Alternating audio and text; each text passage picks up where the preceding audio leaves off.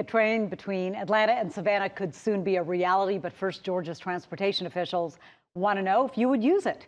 Georgia GOT's launched a survey asking for input on the Atlanta-Savannah intercity passenger rail project. The agency's right now in the middle of a $10 million study to weigh the costs, the demand, and the practicality. And the study isn't just looking at Atlanta and Savannah. Other cities, including Athens, Macon, Augusta, and Milledgeville, are all being vetted to see if they, too, might be connected by train.